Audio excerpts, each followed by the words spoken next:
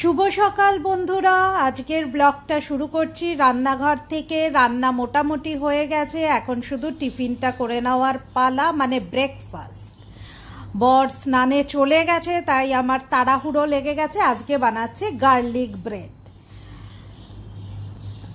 পাউরুটিগুলো এইরকম গোল গোল করে কেটে নিয়েছি। সবচেয়ে ভালো হয় সোরডাও ব্রেড যেগুলো থাকে সেগুলো নিয়ে আসলে সবচেয়ে ভালো হয়, তবে আমি নর্মাল পাউরুটি গোল গোল করে কেটে নিয়েছি। আর তারপরে গার্লিক বাটার ঘরে বানিয়ে নিতে পারো, বা এখন আমুলের কিনতেও পাওয়া যায়। গুড ইভিনিং বন্ধুরা। হ্যাঁ, গুড ইভিনিং, কারণ এখন প্রায় বাজে 4:45, আর এখন থেকেই আমি এই ব্লগটা শুরু করলাম। জানি না কখন শেষ করব আর কতটুকুই বা হবে। আজকেও যে ব্লগটা তোমরা পেয়েছো, খুব ছোট্ট একটা ব্লগ পেয়েছো সানডে। আসলে কি বলো তো, শরীরটা ভালো না থাকলে না কিছুতেই ভালো লাগে না। আর বাইরের ওয়েদার যা চলছে সেটাও একদম বিচ্ছিরি ওয়েদার চলছে, বৃষ্টি বৃষ্টি, মানে একদম ভাল লাগছে না। তো চলো, বারবার ভালো লাগছে না বলেও তো কোনো লাভ নেই, কাজ করতে হবে, করে চলেছি। তো কি আর করব, এখন একটু চা করব, লাল চা, একটু আদা দিয়ে করব কিনা দেখছি। আর তারপরে পড়ানো আছে, তো চলো চলো চা বসিয়ে দিয়েছি, দেখতে পাচ্ছ। দাঁড়াও, এই দেখো চা হচ্ছে, ঠিক আছে। আর এইদিকে আলু রেখেছি, রাত্রিবেলা করব পরোটা আর হালওয়াই জैसी আলু কি সবজি, ঠিক আছে। দাঁড়াও, চা ছাকছি কিন্তু। এইবার আলুটা বসিয়ে দিলাম, দেখো আলু বসিয়ে দিয়েছি। হ্যাঁ, আলুটা সেদ্ধ করে নেব। এই দেখো চা নিয়ে চলে এসছি, লাল চা। আর এটাকে না এখানে ফ্যান বলে, জানি না এটা কি জিনিস, প্যাটি মতন, অনেকটা ভেতরটা ফাঁপা, কিছুই নেই।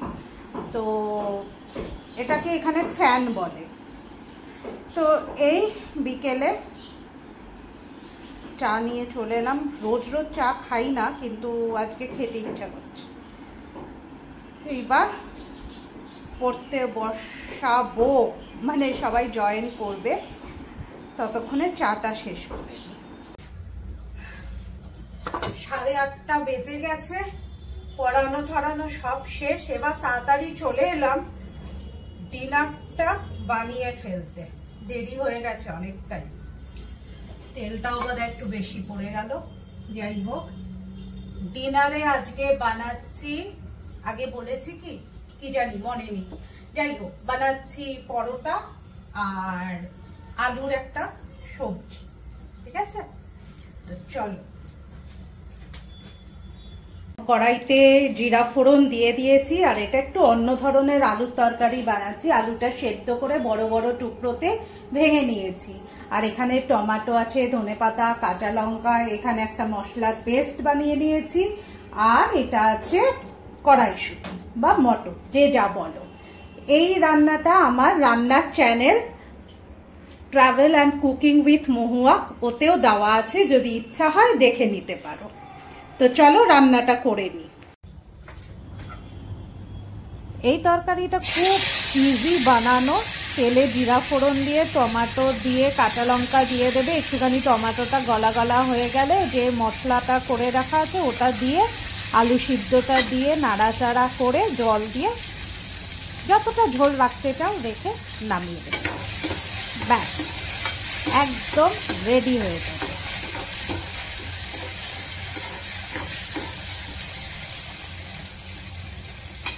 এখন আবার আটাটা মেখেই রেখেছি, পরোটাটা করতে হবে। তারপরে আবার আদা রসুনের পেস্ট বানিয়ে রাখতে হবে, কাজ আছে, বললে তো হবে না, কাজ আছে, বুঝলে। বাসনপত্র গোছানো হয়নি, বোতল সব খালি, জল ভরা হয়নি, তো এইসব করতে লাগবে। এক হাতে কি আর সব ঠিক হয় বলো বাবা? চুলের কি অবস্থা রয়েছে, এখান দিয়ে বেরিয়ে রয়েছে, ওখান দিয়ে বেরিয়ে রয়েছে। যাই হোক, কিছু আর দেখতে পাচ্ছি না, হতে থাক। চলো ততক্ষণ আমি জল ঢলগুলো ভরে নিই। তো জল ভরতে হবে। এই একটা না ব্লাউজ অর্ডার দিয়েছিলাম অনলাইনে, খুব সুন্দর হয়েছে ব্লাউজটা, ভালো এসছে, সুতিরই।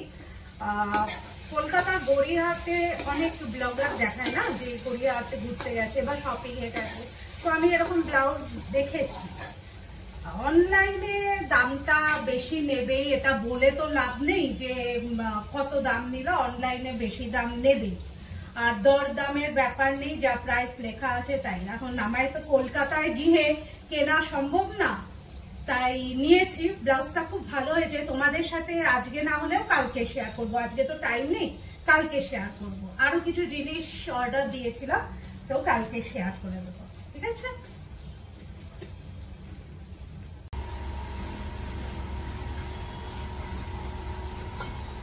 এইবার চলে এলাম পরোটাটা করতে। মাঝে মাঝেই না পরাঠা বেরিয়ে যায়, কি করব, হিন্দি বাংলা মিশে একটা যে কি ভাষা বলি, মাঝে মাঝে নিজেরই হাসি পেয়ে যায়। যাই হোক, এটা পরোটা করছি না, এটা চাপাটির মতন করছি, চারকোনা পরোটা বলতে পারো, সেই করছি। এইদিকে বরের আসারও টাইম হয়ে গেছে।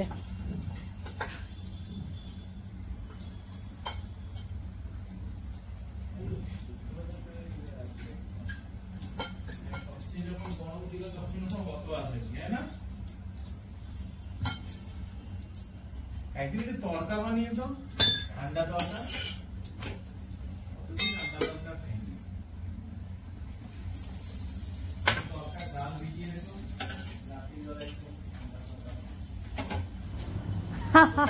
শুনলে তো, আবদারের শেষ নেই। আজকের ডিনার এখনো সে করে উঠতে পারলাম না, তার আবদার এবার একদিন একটু আন্ডা তরকা বানিও। তো কি আর করা, বানাতে হবে, বানিয়ে দেবো কোনো একদিন।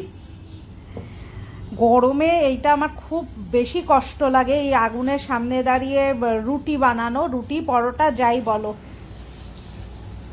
তো এই দেখো, সবজিটা এরকম হয়েছে, আমি একটু ঝোল ঝোল রেখেছি, এই সবজি হয়ে গেছে। এইবার চলে এসছি রসুনটা পেস্ট করতে। রসুনটা ছুলে রেখেছিলাম, তো সেটাই এখন পেস্ট করে নিচ্ছি। আর আমি এরকম এক সপ্তাহের জন্য রসুন আদা পেস্ট করে রাখি, তবে আজকে আর আদা পেস্টটা হবে না, রাত হয়ে গেছে, তো রসুনটা ছোলা ছিল, সেটাই পেস্ট করে রাখলাম। আমার সুবিধা হয়, নয়তো এক হাতে না সকালবেলা একদম তাড়াহুড়ো লেগে যায়, পারি না আর করে উঠতে। আদাটা করে রাখলে ভালো হতো, কিন্তু কাল সকালে করতে হবে আদাটা। তো রসুনটা এবার পেস্ট হয়ে গেছে, এবার ঢেলে নিচ্ছি। ঢেলে নিয়ে একটু তেল ওপরে দিয়ে ফ্রিজে ঢুকিয়ে দেব, আর কিছু না।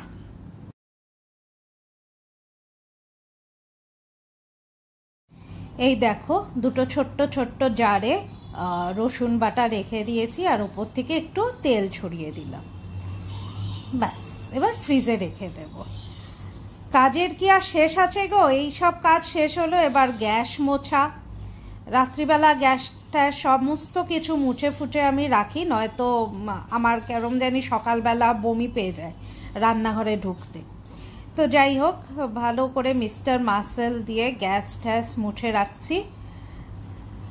এ তো রোজকার কাজ, শুধু আমি একা করি না, সবাই করে, তাই এটা নতুন করে আমার কোনো বাহাদুরি নেই। গ্যাস ওভেনটা তুলতে আমার জান বেরিয়ে যায়, কেন বলো তো? আমার ফ্রোজেন শোল্ডার আছে, বা হাতে সেরকম কোনো জোর আমি পাই না, তাই তুলতে খুব কষ্ট হয়।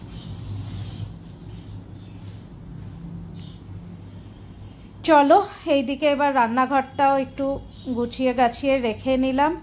এই যতটুকু বাসনপত্র আবার ধুয়ে রেখেছিলাম, কাপ প্লেট, সেগুলো সরিয়ে এই ঝুড়িটাকে নিচে রেখে দেব শুকোনোর জন্য। চাল ঠাল ভিজিয়ে রেখেছি। চাল, হ্যাঁ, কালকের জন্য চাল ভিজানো হয়ে গেছে। আর কি, এইবার এই ঝুড়িটা পরিষ্কার করলেই সমস্ত কাজ শেষ।